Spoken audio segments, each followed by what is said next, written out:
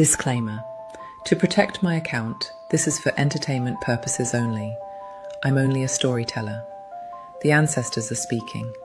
Can you feel it? Something is shifting in the spiritual realm. A great awakening is happening across the globe. Black people everywhere are waking up from the amnesia they forced upon us. You're questioning everything now. The history they taught you feels wrong. The limitations they placed on you feel too small. The narratives they created are crumbling before your eyes. That's not coincidence. That's divine timing. Your ancestors prophesied this moment. They said a generation would come that would remember what they knew, that would break the chains of mental slavery, that would reclaim stolen truth and rise into power. That generation is you. Look around you. People are researching their true history, learning about Mansa Musa, the Moors, Black Wall Street, ancient African greatness. The lies are being exposed faster than they can cover them. Social media gave us what they tried to prevent, access to information they couldn't control. Now truth spreads like wildfire. One person learns, shares it, wakes up 10 more.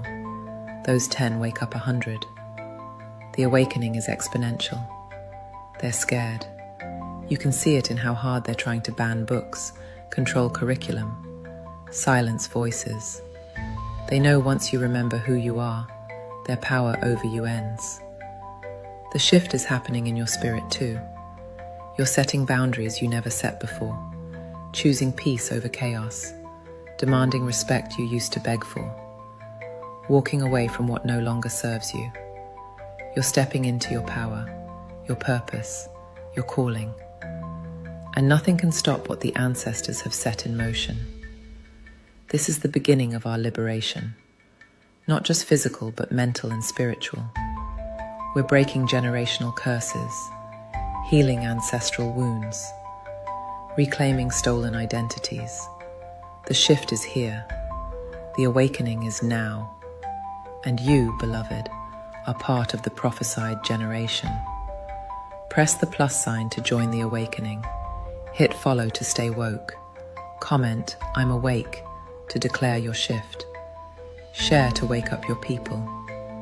Complete all 4 and watch your ancestors accelerate your awakening. They tried to make you forget the awakening was coming, but I am here to help you remember.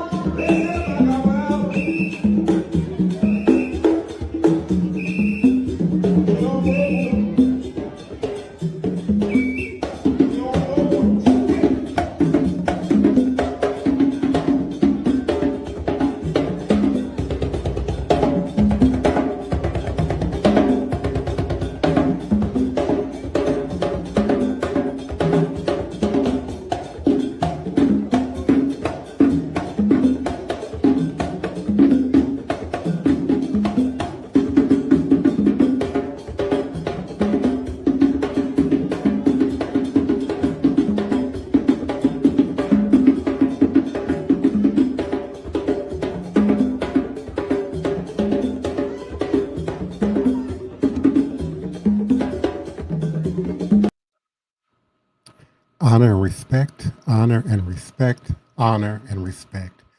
Divine all blessed greetings and salutations. It is another edition of Revolutionary Hoodoo, New Orleans Voodoo Secrets and Recipes. Voodoo Hoodoo 101. Powered, produced, promoted, sponsored, and supported by NOIVD, New Orleans International Voodoo Day, inspired by National Voodoo Day in Benin and led by our local Black spiritual community members. New Orleans International Voodoo Day is a day of collective remembrance and spiritual reparation that is preceded by a symposium and includes a procession to monuments at the sites of enslavement in New Orleans, a ritual to account for and seek absolution for the city's and the country's participation in the institution of slavery, homage to those ancestors who suffered through and survived the transatlantic slave trade, and honor and appreciation for the achievements of those who came out of this oppression. 2 days of education, creative expression, elevation, cultural exchange, and above all, healing. May 23rd and 24th, 2026, Saturday and Sunday, May 23rd and 24th, 2026. Through authentic voodoo traditions handed down through generations, we offer a path to healing from the ongoing ramifications of slavery and racism in the United States. And through our international partnership, New Orleans International Voodoo Day becomes a major annual event in New Orleans, bringing peace, relief, and healing, and connecting New Orleans with Benin and Haiti, the major points of the transatlantic slave trade and hubs of voodoo, as well as all nations where African traditional religions are practiced, in a healing circuit and drawing visitors from around the world. We continue to invite your participation, your support, your volunteership, your sponsorship by visiting us at www.vodouday.org. Again, www.voodooday.org, VODOUDAY.org. And we are certainly appreciative of your continued support and participation in our 9 p.m. U.S. Central Standard Time weeknight podcast, Monday through Friday. We thank you so much for your participation and support. Ray Alexander, thank you so much. Uh, Lydia Martin, we certainly appreciate you. Daniel Neal, a faithful member of our community, we certainly appreciate you and yours. S. Marie, thank you so much for your continued support and participation. And we certainly appreciate our beloved co hosts and team members of New Orleans International Voodoo Day for being with us each and every night at 9 p.m. We will unmute Brother Joshua Nylan Tanner momentarily, the Queen Mother, Sister Toni Val Martinez, and our beloved Elder Reggie, Green Soap, leader and founder of Shrine of the White Cloth, and also member of and administrative team member of NOIVD, New Orleans International Voodoo Day. We have covered quite a bit of ground since the incarnation of this newest form of my podcast since joining with NOIVD. And in most recent episodes, we've been discussing episodes relating to ancestral veneration and demonstration, certainly acknowledgement of our ascended and elevated ancestors. We've introduced the topic of ancestral masquerade in its West African demonstration, but also in its many forms here now in the New World. And we want to extend a hearty invitation for you to come out and celebrate with us, party with us, if you will, with the dead, with our ancestors for Fête Gede or Festival of the Dead. The Fête Gede or Festival of the Dead is a Haitian voodoo celebration honoring the spirits of the ancestors, and it's held on November 1st and 2nd. In the Latinx community, and particularly in Mexico, it's known as Dia de los Muertos, Muertos, the Day of the Dead. And again, it's a 2-day holiday where families create ofrendas to offer the deceased, and it is a celebration of life and death, not mourning. It is a lively event that blends reverence for the dead with humor and joy, often featuring rituals at cemeteries, offerings of food and rum, dancing, and symbolic costumes representing the Gede spirits. The festival is led by spirits like Papa Gede and Baron Samedi and is a significant part of Haitian cultural identity and history. And Baron Samedi has become a significant part of Louisiana and New Orleans cultural identity. Honoring the ancestors, the main purpose is to honor and celebrate the spirits of the deceased, a practice that is considered vital for seeking their guidance and protection for the living. They have contracted with the Most High creators to assist the living in moving forward in this spiritual and human evolution, and certainly beginning with their relatives, their family, their bloodlines. Families visit cemeteries, clean graves, leave offerings such as candles, flour, food, and rum. And the celebration is marked with drumming, dancing, and music, often accompanied by spiritual possession, where participants embody Gede spirits. People dress in Gede spirit colors of black, purple, and white, and may wear costumes like top hats and sunglasses with one lens missing out, or with skull and bones and makeup in common. The festivities are led again by the spirit or Loa family we know as the Gede, with Papa Gede and Baron Samdi as the head of the family. He's often depicted with a top hat, a cigar, sunglasses with only one lens, representing his ability to see both the living and the dead worlds, to see beyond the veils.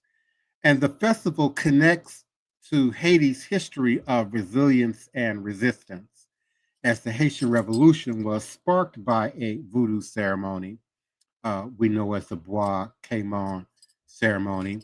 And so today it remains a source of cultural pride and identity, and a very popular event that the Source and the New Orleans Healing Center has now been hosting. This is our 45th year. And so we invite you to please come out November 1st, 2025, 5 p.m. We will have libations. There will be a Barbancourt rum, Haitian Barbancourt rum donation bar. And then at 7 o'clock, we will have a formal Haitian voodoo ceremony performed by Mambo Salian, Brother Joshua, and myself, and many other members of our La Source Ancien Hanfor community. We are performing this sacred ceremony at the New Orleans Healing Center. It is free and open to the public. It is located at 2372 St. Claude Avenue, and on the main floor of the New Orleans Healing Center. There will be vendors and products and other items, I believe, that will be available for purchase. There will be food available. Let's all send healing, loving energy to Mommy Mamuna, so that she does bring us some Haitian delicacies and food offerings for this powerful event. And we ask that you bring your offerings for the dead, for your ancestors, for your beloved Gede, rum, food, flowers, certainly other sacred items that we offer to the dead. And as we begin to unmute our beloved co hosts and bring them into the conversation, we offer you to join us in the discussion, and what you do to honor what the Catholics know as All Saints and All Souls Day, November 1st and 2nd. But we understand as an extension of uh, that the honoring of the dead and the ancestors.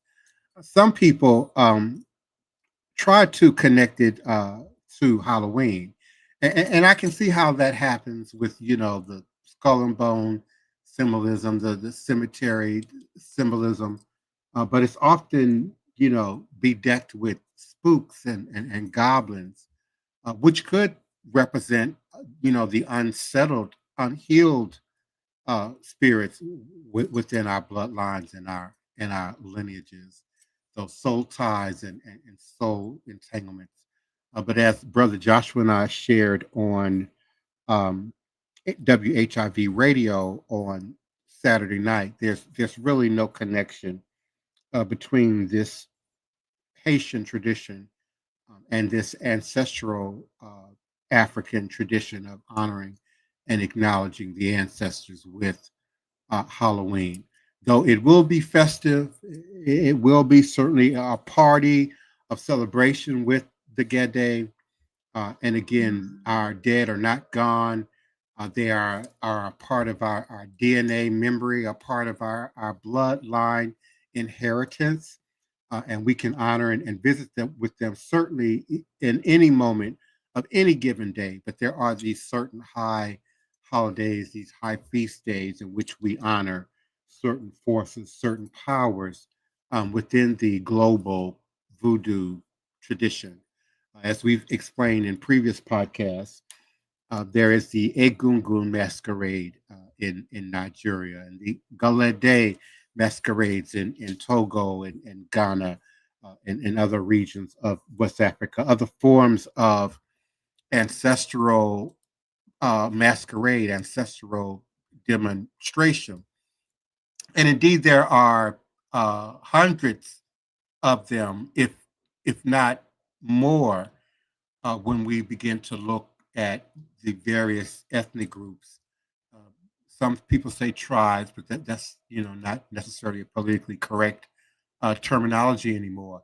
But certainly ethnic groups with their various connections to the ancestral realms and their subsequent masquerade performances to match that. We know that in Nigeria they have over 200 ethnic groups. And so therefore comes various forms of masquerade. For example, the Adama, a popular Ngugu Igbo people in the southwestern part of Nigeria. And it's the name given to the first daughter in the Igbo household. And it means beautiful woman. And so the masquerade is named after a woman and is usually carried on by male practitioners in female costuming, much like the galade of the Yoruba. The Izaga is a masquerade that is said to be more comical, and it is the tallest masquerade in the Igbo land. And it can change its height by growing taller or shorter while entertaining people. And there's the Eyo and the Agimo and the Atipako and many others. And so they honor and acknowledge the dead and the ancestors, but they also teach morality plays, if you will, stories about virtue and honor, stories about, mistakes gone wrong, and why we shouldn't take certain actions and certain maneuvers. And so the West has sort of taken um, that and made it a much more frightful, I dare say, demonic, horrific experience, as opposed to one that our skull and bones here in New Orleans carry in the darkness early on Mardi Gras morning when they come out and beat on doors and chant and stand in front of your house and wake you up for the Mardi Gras, the Carnival Day, the Mardi Gras celebration, while chanting "You next, you next," reminding you that this life is temporary. It's a transitory experience, and you only have one hit at it per opportunity, and to live it to the best of your ability, knowing that you too will face the dead, you too will face the ancestors. So please do come in, share your experiences, share your ancestral memory as it relates to honor and acknowledgement within your family, within your household, within your bloodline. And please do come on in, Brother Joshua, Nylan Tanner, Queen Mother, Sister Toni Val Martinez, and our beloved Elder Reggie. All is a blessing. Greetings, everyone. Hello. Good evening, everybody. I was always confused about Halloween in the church. As some of you may know, I grew up in a dual religious household between old time Baptist and Catholicism. And my mom wouldn't let me practice Halloween. To her, it was an evil thing with demons and witches and ghosts that were not ancestral types. But in my father's church, and I went to Catholic school that was associated with a Catholic church, St. David in the Lower Ninth Ward, we were cutting out witches and ghosts and pumpkins and putting them on the wall and celebrating them. And we even had trick or treat amongst the classes if Halloween fell on a school day. And my thing was, why was the Catholic Church celebrating that which the Bible said was evil and bad and not to do? So that had me kind of confused coming up as a child.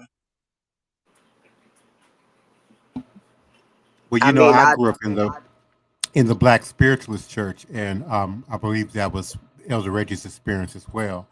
And I grew up in what we then called Chocolate City, which many of you now know as a DMV area, or Washington D.C., Maryland, and Virginia area.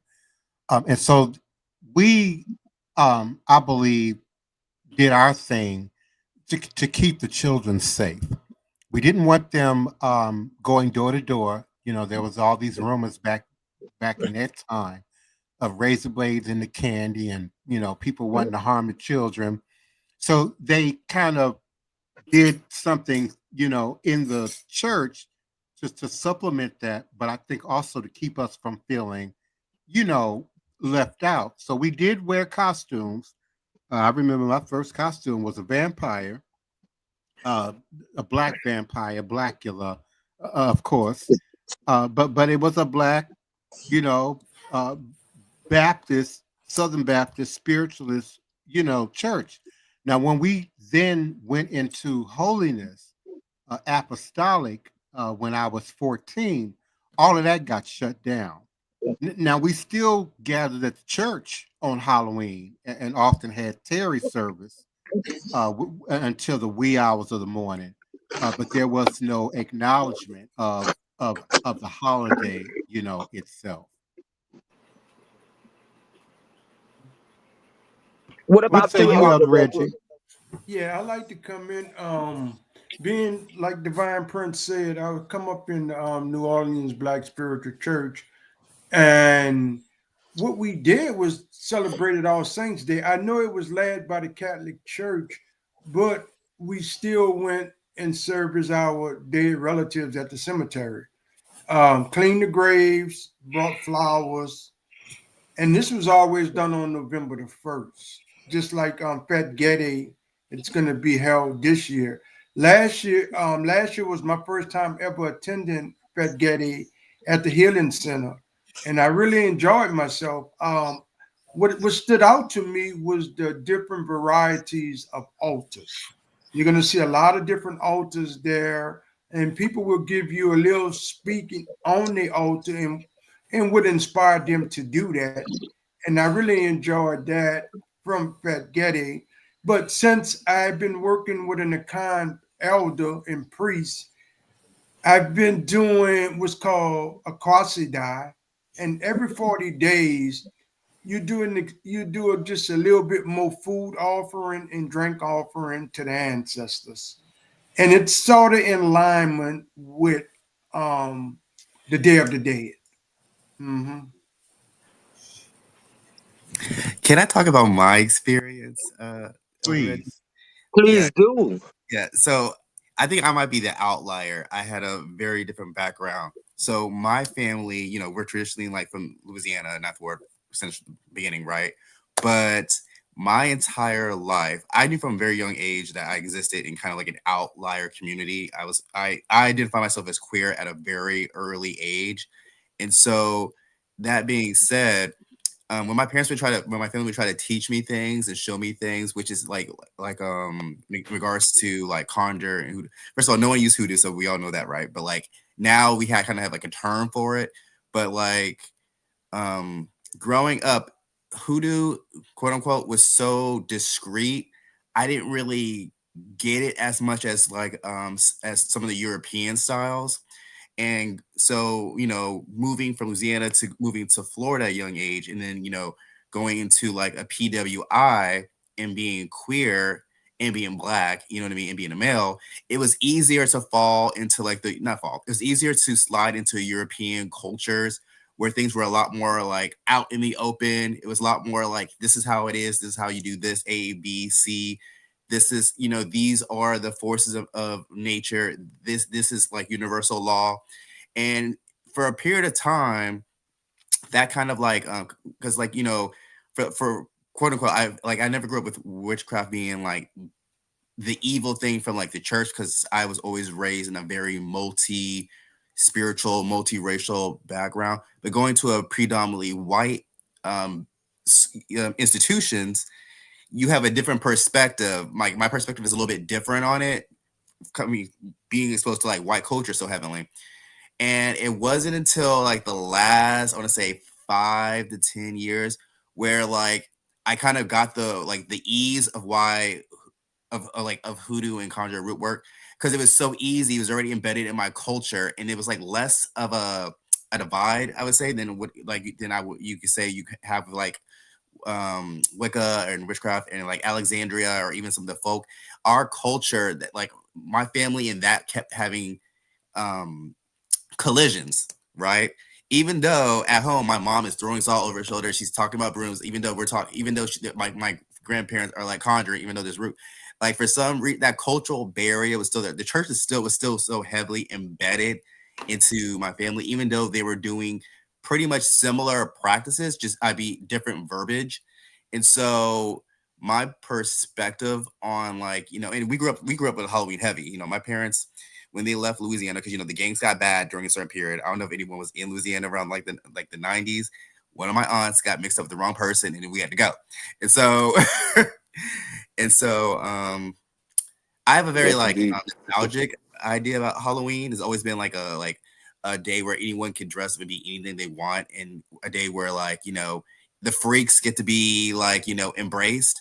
And that's why it's and ironically enough, as I grow older, I kind of like fall more into hoodoo, and I fall more to my skin, and everything that I was taught becomes like more focused and comes into mind. Things I didn't get when I was a kid. But you know, I guess it's like this timing for when you're awake and when you're called, you know what I mean? For those things to really align in your lifestyle as a man versus to be like a more rebellious boy.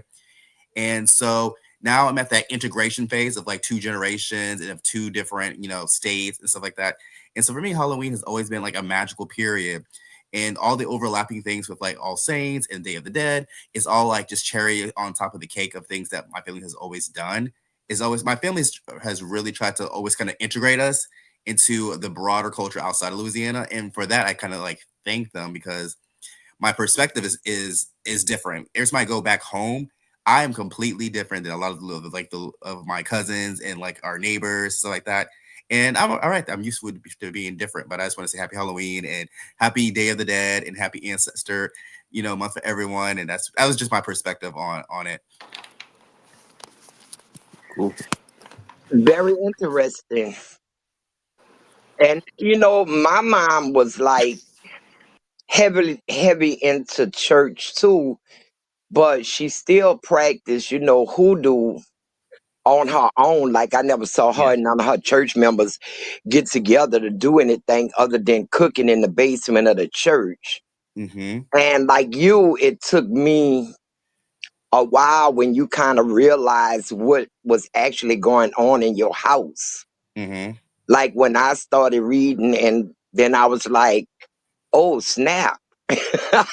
It's far more discreet. It's very like DL. It's far more discreet. Yeah. That's why you wouldn't get it until you're older. You're gonna be like, oh my God, all these things were happening, all these workings were happening around me, and I didn't even realize it. But I kind of found out something because in my teen years, I had my kids early when I was a teenager, and I was out by other friends, and I always gravitated to their parents more and listened to the conversation. And because I guess I had kids, I wasn't considered the one that had to leave out the room and don't be an adult talk or whatever.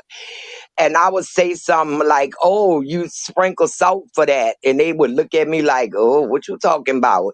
I thought everybody did it. It was so, I thought everybody did it, and people looked at me strange and everything till a point where I just stopped saying anything. But in my mind was like, oh, you need to put a glass of water under your bed. Leave But I wouldn't Louisiana. say it out loud until when I got older and started, finding out why they was looking at me strange, that those things were Mm-hmm. associated with hoodoo. Mm-hmm. And then by that time, I was a totally different spirit. I didn't care. Say what you want, look how you want.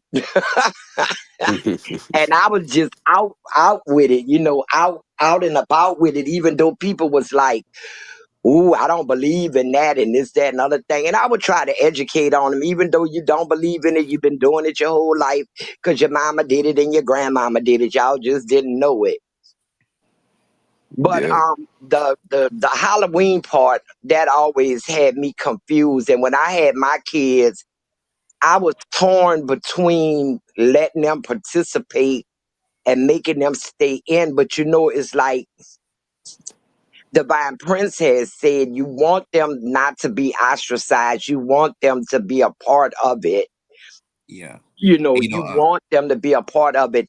And my kids took it more as not so much the candy and the witches and the goblins and all of that kind of stuff. My kids took it as a time to dress up. Like my sons dressed up like Medea and went through the neighborhood acting like they mamas and they grandmamas, and the girls dressed it like they daddies and went around talking like they daddy and stuff like that. It wasn't so much about the candy. It was about the jokes and the chance to do it out, really dress up. Because you from New Orleans, and I guess they probably do it everywhere. You familiar growing up with the term ribbing. Yes. Ribbing somebody. Yeah, That like that's is, survival. That's a survival instinct. If you can't do that, you're gonna be you're not I gonna make know. it. So Halloween was a chance for them to really pull off they stand up. They ribbon each other. And they dressed as the person's mama. You act like, who are you? I'm Randolph's mama. And this how she talk. And this how she walk. And this what she say. And that's what my kids do. So I let them, participate in it when they got older. But when they were younger, like Divine Prince said, and some of those days, because like my kids was in the 70s, and they were warning you about razor blades and needles and poison in the candy. And Wow, so that was happening back then. That started happening again in the late 90s. And that's when my mom was about to have a stroke. And so she, my mom was a tiger mom. She's protecting, she's watching all the candy. yeah, because they was like, don't eat anything unless it get checked and this, that, and the other thing. Yeah. And by that time, I didn't let my kids go out because I would have had to have brought them. So we just didn't go out. I just brought them candy. They got candy every day, So I'm like, they're not missing nothing. And then when it came out again in the 90s, all my kids was beyond trick or treat by then. They was going to Halloween parties Mm. and masquerade parties, but that always was something strange to me. Halloween, I just It half is the one of my time I favorite. don't know when it is. It's one of my favorite holidays. I mean, I love like the haunted balls. I love. I always wanted to go to like my parents never let me go to that witch ball in New Orleans, right? I know that's there and that's on my bucket list. There's a whole bunch of stuff. I never got to go to the Bayou. Used to have like, does that Witch Queen still have like the Bayou, the big ball? There's so many like these like things that my family talked about that we were never allowed to go to. That I was always curious about. And Yeah, like I would like to go to the vampire ball that they yes, have here. yes, that's on my bucket list. I want to go so bad. I've heard about it my entire life. Yeah, I would like to go to the vampire ball they have just to see because I do believe in those such things. But I know one. I only masked for one Halloween, and it was just to go to clubs and be in costumes like everybody else. Mm-hmm. And I wouldn't have did that if it wouldn't have been for school friends and higher education that say, "Come on, let's go, let's go." And we going out to the club, or I'm all for going to the club. I got to put on a costume. But Can I I know, interject?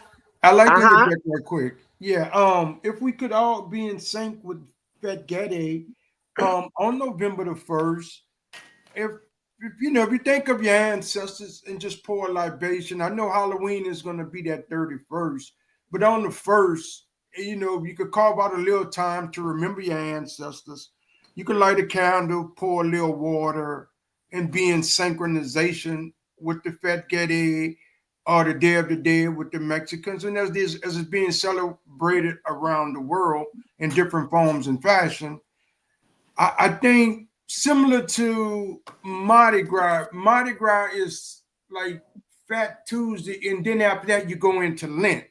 So Halloween, Mardi Gras with the celebration, the costumes, all this coming out of the Catholicism system. And we borrow from those systems to do the things we have to do also because like myself and others, we wasn't brought up under catechism in the Catholic system. But daily parables and things do work. Only thing I'm asking is because we are talking ancestors at the end of the day here. Yeah. Just remember your ancestors, pour some water and light a candle. Elder Reggie, can I ask one follow-up question? Because this has always been a Yes. question. The Day of the Dead, right? So every time we talk about this period, right? We always talk about like the Mexicans and the Latino culture. But my entire life, I grew up, maybe in Louisiana. Our culture celebrates that too, and I just wonder why that's never got light. I don't know if that's like an anti-black thing, or maybe Divine Prince would know. But like our culture, a lot of Louisiana people, Louisiana Creole people, like the Day of Dead is a major veneration festival for us as well. And I just wonder why that's never showcased. Unlike I guess Mardi Gras is more marketable, but I wonder why that part of our culture has never been more visible. Well, Elijah, if you don't mind, when you say the Louisiana Creole culture, what name was they giving it? Then I might could shed some light on it. All Well, my Saints family, Day. like we just call it the Day Right. of the Dead. Yeah. Yeah, that's all. I always knew of All Saints Day from a child, Mhm. and that did come out of the Catholic system. Yeah, All Saints Day was big with the Creoles here, who Right. were 99% Catholic and 1% atheist, because everybody here was Catholic until some years later. But going back to the early 1900s, it was a big thing where all families got gathered together in their best dresses and went to the cemetery and brought flowers and cleaned off the graves and stuff. And some families even did like picnics. Yeah, that's what I'm like used to. I'm like, why is this not why is this not talked about or in books? Like that's crazy to me because okay. And I think Finally, too you that kind the veils are thinnest in New Orleans in terms of spirit. Whether you be Catholic, Protestant, evangelical or voodoo. And so I think, there's still a sort of a hushed respect across the board for that presence, because we all know, it all comes out Halloween. There's certainly people down there who are partying and celebrating and having a good time and wearing costumes, but there are also those who walk, between the veils every day, who are also present in New Orleans and down there in the French Quarter among that crowd. Witches, vampires, Satanists, are all there. So as an adult, Yeah. Halloween just became something that I still acknowledge, but I take it a degree much more seriously than I did, as a youth, and acknowledging that thinning veil and that we are, walking amongst mixed company in New Orleans in particular as it relates to that holiday. Yeah, No, but we didn't have any family when I was a child. That was in the cemetery, but I did go with a neighbor, and they sat on the grave and by the grave, and they sang songs and stuff like they was in church. It was a total new experience to me. But I don't Yeah. know. I guess maybe because it was something that was expected to be done. I don't know why I didn't get the big push like the Mexican Day of the Dead and have a Creole Day of the Dead. Yeah. Um, My family stayed at the mausoleum. Like our family, we're in the big marble, oh, you was in the house. like like where my family is housed, like the mausoleum where like all my where our burial ground is I thought everyone had that, like those big above ground marble The House of the mausoleum. Dead. Is that what it's called? My family, we just always gone. Like every time someone passed, or every time we were going to see someone for the anniversary of their passing, we would go there and we would always have like doves and like well, I didn't know that at the time they're pouring libations. We would bring food and liquor and like cigars and stuff like that. But like we have a big, like it looks kind of almost looks like a castle, like the mausoleum. Y'all have a family crypt. Yeah. And that's what some people call the House of the Dead. Yes. Because it looks like a castle, looks like a house, like you said. Yeah. And no, everybody don't have one of them. Those are kind of old and very expensive to be constructed. Oh. Very expensive to be constructed. So the family that has one of them was normally a family of means. No. Right. Yeah, Let that's me what I share was a going to little. say. Yeah, Elijah, if I will, please, right quick. If in New Orleans, three of the most popular cemeteries is St. Louis Cemetery #1, St. Louis Cemetery #2, St. Louis Cemetery #3. There's other famous ones too, but those three in particular, technically, you had to be Catholic. If you was not Catholic and on the Catholic register, you couldn't be buried in those cemeteries. Now, apostasy, lately people have been coming on, or if you had people that was friends and they was Catholic and a part of it, you could have still got buried in one of their crypts of things of that nature. But those three particular famous cemeteries, you had to be Catholic. And so Catholicism ruled the day real heavy in New Orleans. But myself and my family, when we would come out of the Protestant system, we found a way to weave a life in and around that, but also borrowing some of those things from the Catholic system to get what we got done. And so like the crypts you made up and things of that, none of my family had that. We couldn't afford it. All of us, most of my family is back in Gentilly on ground level with no type crypts or nothing like that because we just didn't have those means. No. Yeah, you had to have means, but it would be nice if the Day of the Dead. I mean, one of the most unkept cemeteries in the city is Hope. Yes. And that would be a nice thing to kind of do, is to on the Day of the Dead in the daytime would kind of be there to go there and kind of clean up some of the graves and stuff, even though that cemetery scares me horribly. They think the X's on Marie Laveau grave was hoodoo and voodoo. Hope Cemetery, they got some altars on top of graves and everything. They got a lot of hoodoo symbolism icons in that cemetery. Oh, And Mm-hmm. I am terribly afraid of Hope Cemetery. Mm-hmm. I'm like, oh my God, am I stepping on somebody's grave? Because it's not like the regular cemeteries you see in New Orleans that have pathways, paved pathways through it. And, you know, it's just ground, and on all that ground is somebody buried there. You Yes. know, all that ground is somebody buried there.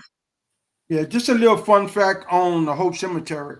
When you read of Zora Neale Hurston's work, when she came to New Orleans as an ethnographer and was doing her work, one of the rituals to be initiated, they went into Hope Cemetery. That's the cemetery she's talking about. That's Hope Cemetery, where they done one of the rituals for her to be initiated into one of the paths of New Orleans voodoo at that time. Yeah. Yeah, yeah, I could see that because remnants of ceremonies are there. And on Halloween, the whole week of Halloween, I think they lock it down because people was going in there trying to get bones and stuff out of there. And you know, it's kind of like people say hide your black cats for Halloween. Well, lock the cemeteries up because people go in there to get artifacts for whatever Mm-hmm. they're going to do on Halloween. But we've come to the end of our show. Once again, we overdue over time limit. And I want to turn it over to Elder Reggie to close us out. Thank you, Sister Toni. Thanks, collective audience. What a powerful, powerful show tonight. Real good topic. Advertisement, please come out and join us for Day of the Dead, as we've been talking tonight. Fête Gede celebration. It's going to be Saturday, November the 1st, from 5 p.m. to 10 p.m. in New Orleans at the New Orleans Healing Center. That address is 2372 St. Claude Avenue, the corner of St. Roch and St. Claude. Lest we forget, tomorrow, Ancestor Inheritance, Generation Curse, Shadow Work, Breaking Entanglement, and Haints.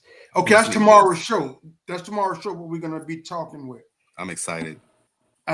Thank you. Lest we forget, the spiritual medicine of voodoo brings healing and relief from the shackles of slavery that binds the master and the slave to the same chain of social division. Yes, we continue to pour our libations and burn our candles for healing. Ashe, ashe, ashe. Good night, everyone, and we love you all. Good night, everyone. Have a nice night. Everyone. Mm-hmm. Good night, Odabo. AYIBOBO. Ashe. Mm-hmm. Nigeria once built a bridge out of boats that carried horses and soldiers. In 1625, the Benin Kingdom built a floating bridge across the Ethiop River. Hundreds of canoes tied together with palm ropes and bamboo planks formed a massive platform. Portuguese sailors who saw it wrote, "It held men, horses, and even royal drums." It wasn't luck, it was engineering. Benin's builders studied current flow and tension, using the same principles modern military engineers use for pontoons. When Europe sent ships to teach civilization, Benin had already built its own. We weren't waiting for bridges to be brought to us. We were building them with our own hands, on our own rivers. Nigeria once built a bridge before Britain conquered Benin. They tried once and failed. In 1892, British troops launched an attack to force the Oba of Benin into submission. But the Benin warriors were ready. They hid along the jungle paths, set traps, and ambushed the invaders before they reached the city. By dawn, most of the British force was gone, wiped out in a war they never reported publicly. 5 years later, Britain returned with a full invasion, the so-called punitive expedition, and burned Benin to the ground. But they never talked about the first war, the one they lost, because it didn't fit the story of primitive Africa. The truth? Benin didn't fall easily. It fell fighting.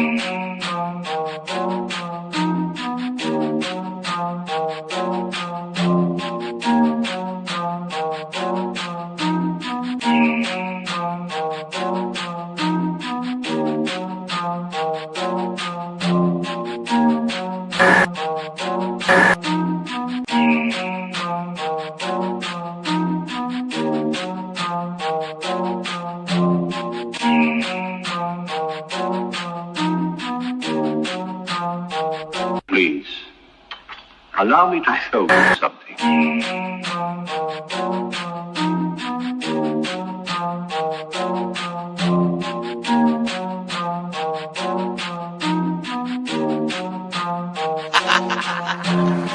They say I'm crazy and that might be true. I got this white in my DNA, yeah, I'm coming for you. It's time we turn the table, strip these motherfuckers on you. I wanna see you hanging from trees, it's time you pay for your dirt and your showtime. You created the monster, you created the beast. Now all this savagery you just gon' reap. I'm coming home, daddy, to the plantation, and I'm taking the lives of everybody, including the children, on some Nat Turner. Do you hear that sound? It's about to go down. Unleash the beast, we about to tear this motherfucker down. Do you hear that sound? It's about to go down. Unleash the beast, we about to tear this motherfucker down. I met my girl Harriet at the gate. If you wanna know how she doing, yeah, she's straight. But she had one question: when we gon' get up? All that talking tough, yeah, we don't walk it tough. She got it locked and loaded, got that piece up on her side. She looked me in my eyes and said, "Meet you ready to ride?" Moving forward, you gotta use both eyes. Watch your front and watch your back. Keep your hands up on your gas. Do you hear that sound? It's about to go down. Unleash the beast, we about to tear this motherfucker down. Do you hear that sound? It's about to go down. Unleash the beast, we about to tear this motherfucker down. He sit at the table, but he don't order no bacon. He greet me in those words, assalamu alaikum. Got them glasses on his face and them waves in his head. He go by the name of Detroit Red. He looks me in my eye and says, "You only get one try. Know that your biggest opposition will come from the inside." I know you wanna love them all, but don't even try, because they'll smile up in your face while plotting your demise. Do you hear that sound? It's about to go down. Unleash the beast, we about to tear this motherfucker down. Do you hear that sound? It's about to go down. Unleash the beast, we about to tear this motherfucker down.